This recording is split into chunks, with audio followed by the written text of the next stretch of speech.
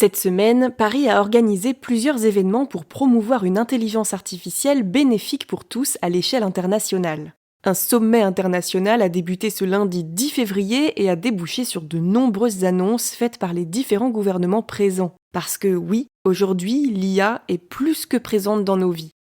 Salut, c'est Mélissa Lepoureau et cette semaine, dans Futura Flash, on va voir où on en est avec l'IA et ce qu'elle pourrait bien nous apporter.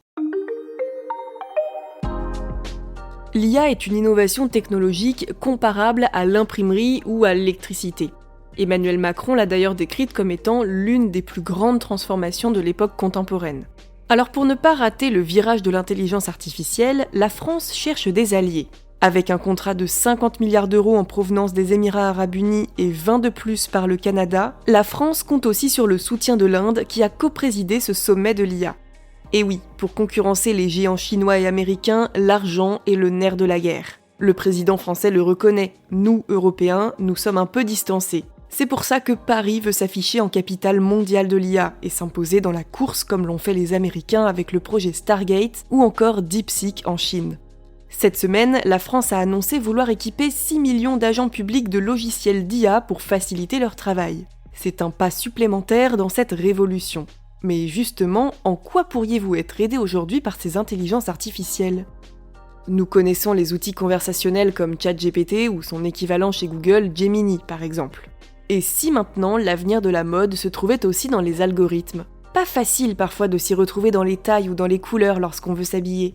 Alors une start-up française a mis au point une intelligence artificielle qui permet de visualiser à quoi ressemblera un vêtement porté avant de l'acheter en ligne. Et ce, grâce à des avatars numériques de plein de morphologies différentes.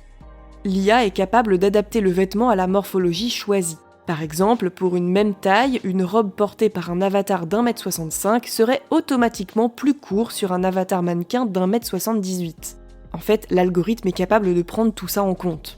Pour les entreprises qui vendent des vêtements, utiliser cette IA, c'est voir baisser le nombre de retours d'articles et augmenter de 20% le nombre de paniers finalisés.